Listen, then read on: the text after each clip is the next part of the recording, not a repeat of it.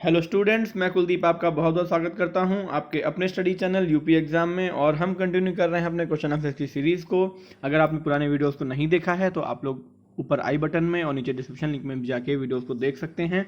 जो क्वेश्चन आपके UP triple S C पेट हो गया और आपका UP S I, UP A S I और साथ में आपका यूपी आर ओ के लिए बहुत ही इंपॉर्टेंट हो सकते हैं।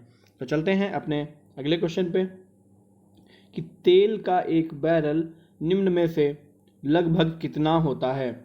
ऑप्शन है 131 लीटर, 159 लीटर, 179 और 201 लीटर। तो ये होता है 159 लीटर के बराबर होता है एक बैरल। चलते हैं अगले क्वेश्चन पे कि निम्नलिखित में से कौन सा यंत्र महासागर की गहराई नापने के लिए प्रयुक्त होता है। कौन कौन सा देते हैं। गैल्वेनोमीटर। गैल्वेनोमीटर क्या करता है, यह विद्युत धारा की प्रबलता को मापने का यंत्र है। फिर आता है एमीटर। एमीटर हमारा विद्युत धारा का जो मान है एम्पियर में ज्ञात करता है। बैरोमीटर। बैरोमीटर हमारा वायु दाब मापने का यंत्र है, वायु दाब के लिए। और फिर हमारा फेदोमीटर, ये है हमारा समुद्र की गहराई मापने के लिए आता है। तो हमारा आंसर क्या हो जाएगा, फेदोमीटर हो जाएगा। चलते हैं अगले क्वेश्चन पे कि ठंड के दिनों में लोहे के गुटकों और लकड़ी के गुटकों को प्रातःकाल छुएं तो लोहे का गुटका ठंडा लगता है, क्योंकि लोहे के गुटके का ताप लकड़ी के गुटके से कम होता है। लकड़ी की तुलना में लोहा ऊष्मा का अच्छा चालक है। तो ये हमारा ये आंसर हो जाएगा, आंसर बी।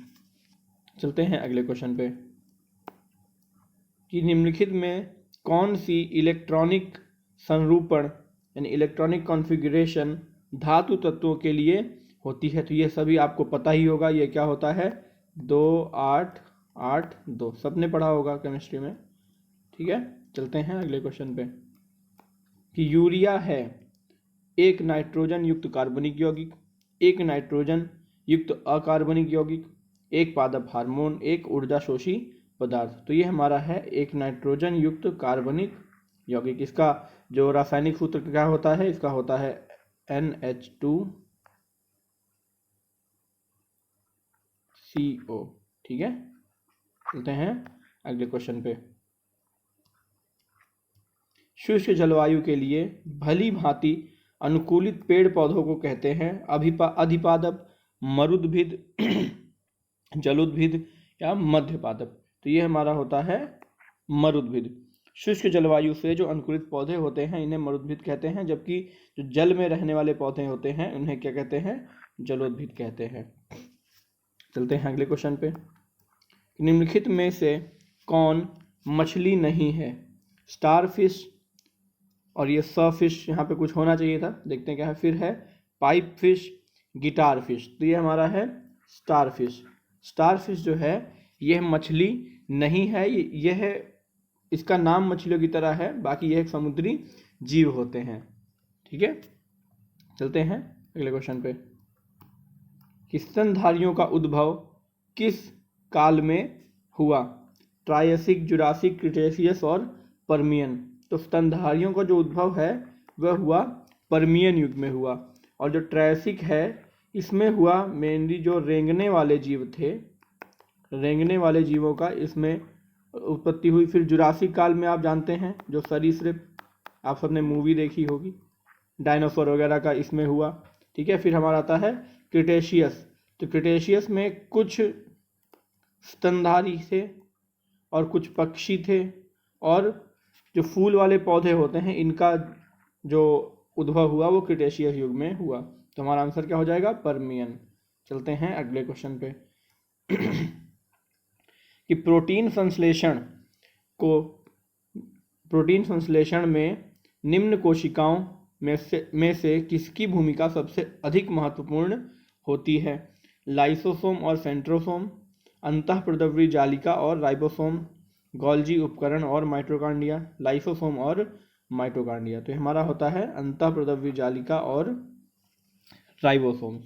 चलते हैं अगले क्वेश्चन पे। शरीर का तापक्रम नियंत्रित करता है थैलेमस, हाइपोथैलेमस, सेरेबेलम, मेडुला। इनमें से कोई नहीं। तो ये हमारा होता है हाइपोथैलेमस। हाइपोथैलेमस जो होता है ये हमारा शरीर का तापक्रम नियंत्रित करता है।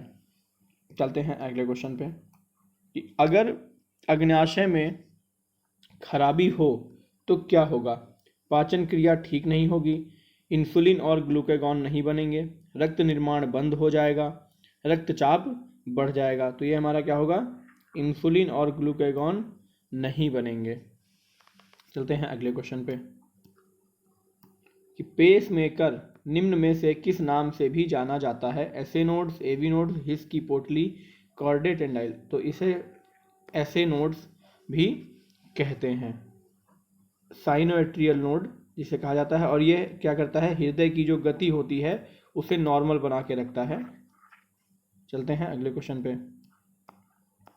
स्त्रियों में रजोनिवृत्ति के पश्चात निम्न में से किस हार्मोन का उत्पादन समाप्त हो जाता है?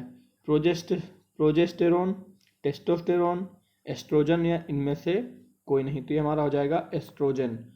ठीक है। और पुरुषों में क्या होता है? पुरुषों में टेस्टोस्टेरोन होता है। चलते हैं अगले क्वेश्चन पे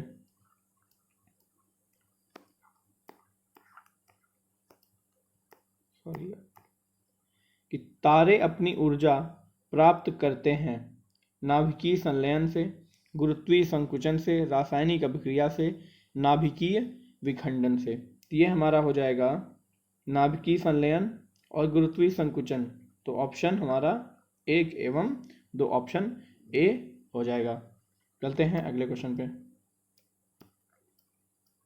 कि भारत की सतह से वायु में मार करने वाली मिसाइल है अग्नि, नाग, त्रिशूल और पृथ्वी। तो ये हमारा है पृथ्वी।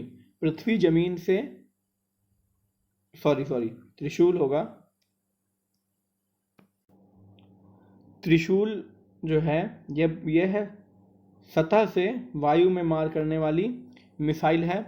पृथ्वी जो है ये लैंड टू लैंड, ज़मीन से ज़मीन में कम दूरी का मार करने वाली मिसाइल है। ठीक है। और अग्नि क्या है? अग्नि एक संयुक्त श्रेणी की मिसाइल है।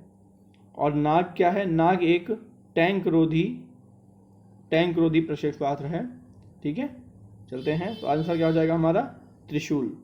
चलते हैं अगले क्वेश्चन पे कि फिजिकल और नेटवर्क लेयर के बीच कौन सी लेयर पाई जाती है? Data link layer, transport layer, session layer या इनमें से कोई नहीं। तो ये हमारा ऑप्शन होगा डेटा लिंक लेयर। लेयर के बारे में थोड़ा सा बता देते हैं कि नेटवर्क फ्रेमवर्क का जो OSI मॉडल होता है इसमें 7 लेयर पाई जाती हैं, जिनका क्रम क्या होता है? पहले हमारा आता है फिजिकल लेयर, इसके नीचे आता है फिर डेटा लिंक लेयर, फिर आता है हमारा नेटवर्क लेयर, फिर ट्रांसपोर्ट लेयर, इसके नीचे फिर आता है सेशन लेयर, और फिर हमारी होती है प्रेजेंटेशन लेयर, और फिर होता है एप्लीकेशन लेयर। तो क्वेश्चन क्या पूछ रहा है? फिजिकल और नेटवर्क के बीच में। तो फिजिकल ये रहा और नेटवर्क ये रहा, तो इसके बीच में क्या जाएगा? Data link layer. चलते हैं अगले क्वेश्चन पे कि बाइनरी कोड में संख्या 7 लिखी जाती है 110, 111, 101 और 100। तो देखते हैं भाई बाइनरी कैसे निकाला जाता है।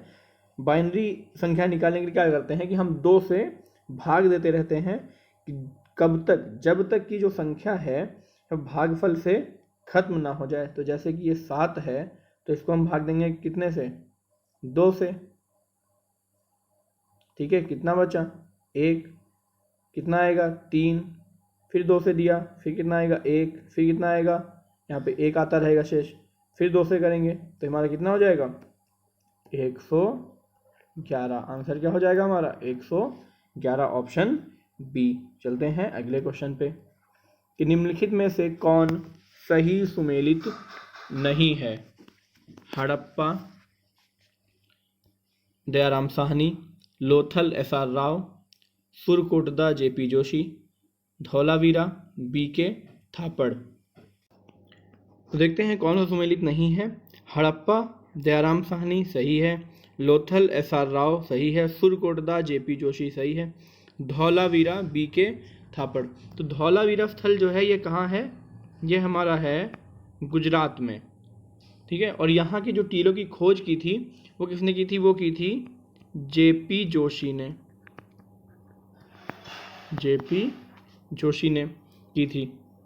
तो आंसर क्या हो जाएगा हमारा, ऑप्शन डी धौलावीरा। चलते हैं अगले क्वेश्चन पे कि गायत्री मंत्र के नाम से प्रसिद्ध मंत्र सर्वप्रथम किस ग्रंथ में मिलता है। तो ये हमारा है ऑप्शन सी ऋग्वेद में। चारों वेदों में सबसे जो प्राचीन वेद कौन सा है, वो हमारा ऋग्वेद है, ठीक है। ऋग्वेद यानी कि ऐसा वेद जो ऋचाओं में बद्ध हो। इसमें क्या, इसमें 10 मंडल एवं 1028 सूक्त हैं। और इसके तीसरे मंडल में ऋग्वेद का जो, इसके तीसरे मंडल में गायत्री मंत्र का उल्लेख मिलता है। चलते हैं अगले क्वेश्चन पे कि निम्नलिखित 4 वेदों में किस एक में जादुई माया और वशीकरण का वर्णन है। ऋग्वेद, यजुर्वेद, अथर्ववेद, सामवेद। तो ये हमारा है ऑप्शन सी अथर्ववेद। अथर्ववेद में जादुई माया, वशीकरण और औषधियों का वर्णन मिलता है।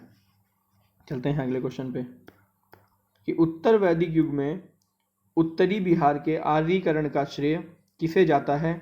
विदेह माधव, इंद्र, मद्रास या अग्नि। तो ये हमारा है ऑप्शन ए विदेह माधव। उत्तर वैदिक युग में जो उत्तरी बिहार के आर्यीकरण की जो कथा है वो शतपथ ब्राह्मण में दी गई है, शतपथ ब्राह्मण में दी गई है। और उसी के अनुसार विदेह माधव जो हैं इन्होंने अपने पुरोहित गौतम राहुगण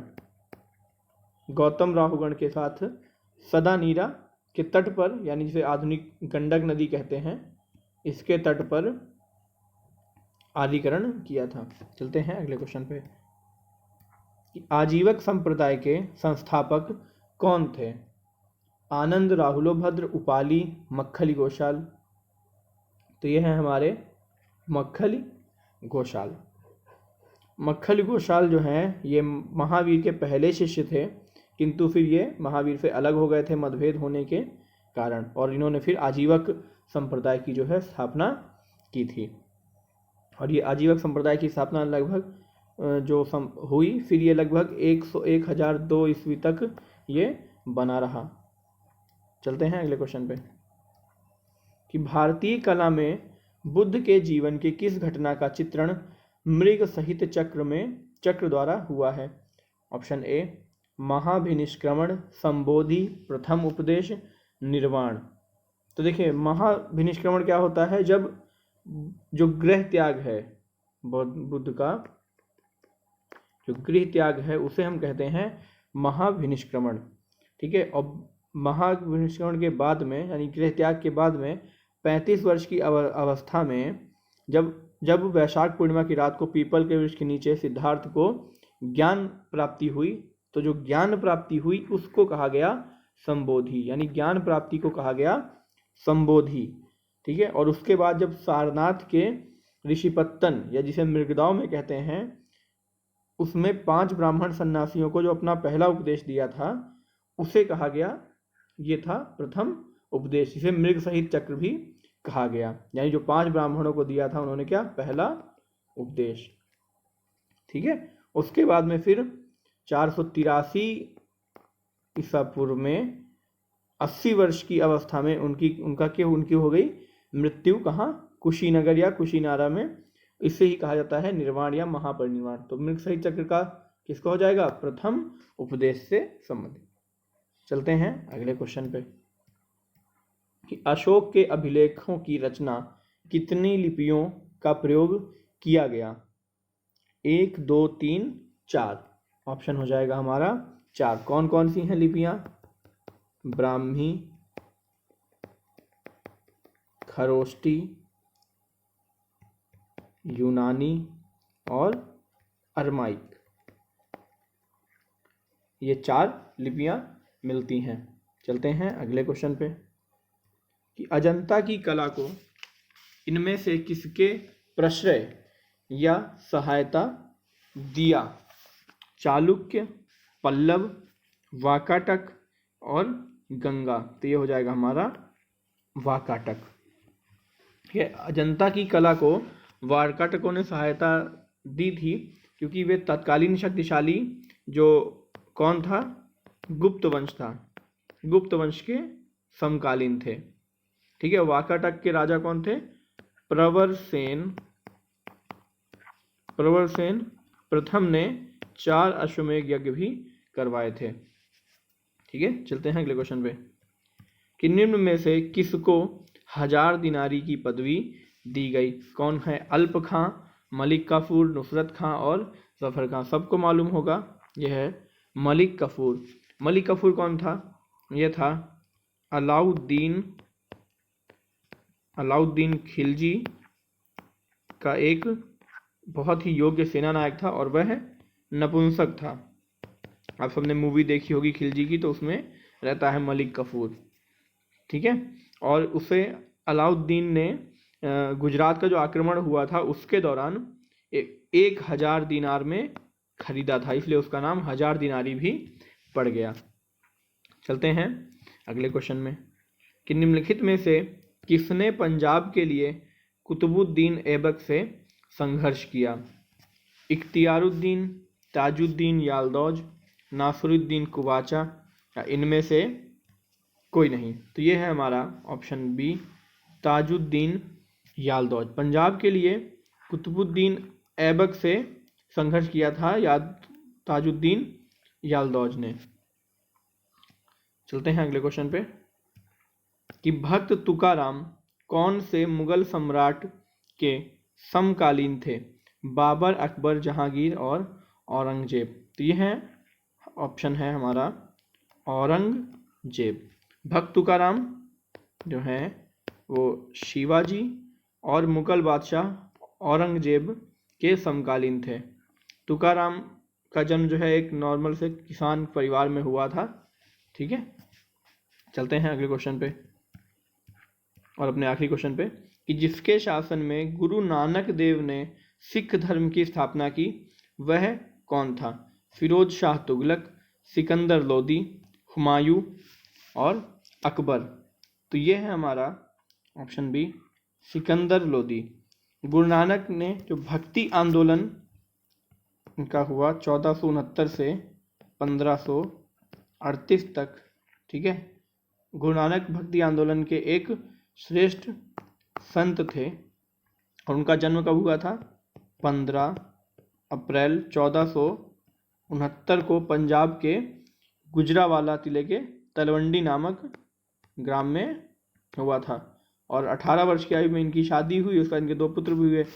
और फिर क्या हुआ कि नानक ने सिकंदर लोदी के शासनकाल में, यानी जो सिकंदर का शासनकाल कब से कब तक रहा? 1489 से 1517, इस बीच में इन्होंने सिख धर्म की। चलते हैं अगले क्वेश्चन पे कि शाहजहां के काल में कौन यूरोपीय यात्री भारत आया? William Hawkins, Thomas Roe, Antonio Monserrate होना चाहिए था। ठीक है, और पीटर मुंडी। तो क्या हो जाएगा हमारा ऑप्शन? देखते हैं, ये है हमारा पीटर मुंडी। अंग्रेज यात्री पीटर मुंडी जो है वह शाहजहां के समय भारत की यात्रा पर आया था और विलियम हॉकिंस और सर टॉमस रो ये दोनों आए थे जहांगीर के समय आए थे और एंटोनियो मोंटारेस जो है ये है अकबर के समय भारत आया था। चलते हैं अगले क्वेश्चन पे कि कौन सा जोड़ा सही नहीं है? नाना साहब कानपुर सही है, लक्ष्मीबाई झांसी सही है, तात्या टोपे मध्य भारत सही है, कुंवर सिंह उत्तर प्रदेश ये है गलत है, क्योंकि कुंवर सिंह जो है ये उत्तर प्रदेश से नहीं, ये है बिहार से थे। बिहार में कहाँ? जगदीशपुर, बिहार जगदीशपुर से थे। चलते हैं अगले क्वेश्चन पे कि मुंडा विद्रोह का नेता कौन था? बिरसा, कान्हू, तिलक मांझी और सिद्धू। तो ये हमारे बिरसा मुंडा, और ये हो जाएंगे बिरसा मुंडा विद्रोह को एक इसका और नाम है उलन गुलान विद्रोह भी कहते हैं। और इसका नेता कौन था? बिरसा मुंडा थे। और ये कहाँ हुआ था? यह छोटा नागपुर जो क्षेत्र है, यानी जो हमारा अभी झारखंड जिसे हम जानते हैं, वहाँ हुआ था। कब? 1895 से 1901 तक हुआ था। चलते हैं अगले क्वेश्चन पे कि 1921 का मोपला विद्रोह हुआ था तेलंगाना, विदर्भ, मलाबार और मराठवाड़ा में। तो ये हमारा हो जाएगा ऑप्शन सी, मालाबार में। मोपला विद्रोह केरल के मालाबार क्षेत्र में कब हुआ था? 1921 में हुआ था। और यहाँ पर काश्तकार थे, काश्तकार अधिकतर जो थे वो बटाईदार मुसलमान थे, तथा जो जमींदार थे अधिकतर हिंदू थे। और आंदोलन जो है जमींदारों के शोषण के खिलाफ हुआ था। चलते हैं अगले क्वेश्चन पे कि 19वीं शताब्दी के अंतिम 2 दशकों में बहराम जी मालवरी ने किस लिए संघर्ष किया था? विधवा पुनर्विवाह, श्रमिक वर्गों की स्थिति में सुधार, कम आयु की हिंदू लड़कियों को संरक्षण और बाल हत्या निषेध। तो ये क्या था कि बम्बई के जो बहराम जी मालवारी के प्रयत्न ने 1891 में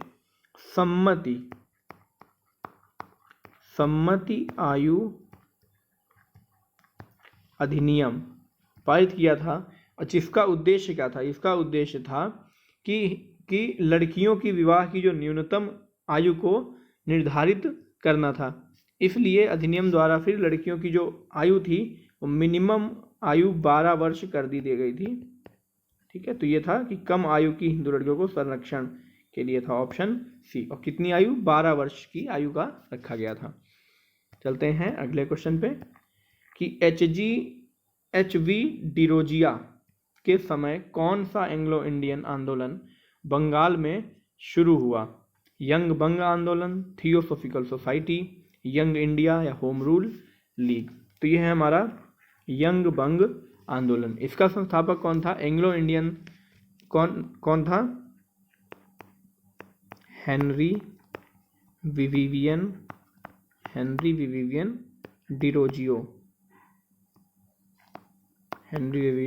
डिरोजियो था, और वह हिंदू कॉलेज का अध्यापक भी था।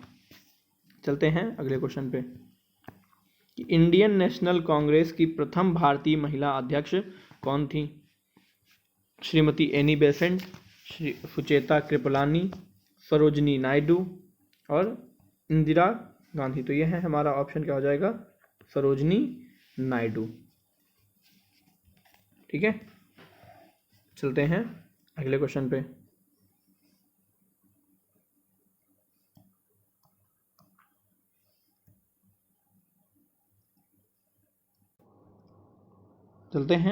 पे कि 20वीं शताब्दी के आरंभिक 2 दशकों में भारतीय राष्ट्रीय कांग्रेस का मुख्य लक्ष्य क्या था? स्वतंत्रता, स्वराज्य, औपनिवेशिक स्वायत्तता, प्रशासन में भारतीयों की पर्याप्त भागीदारी। तो यह है हमारा औपनिवेशिक स्वायत्तता।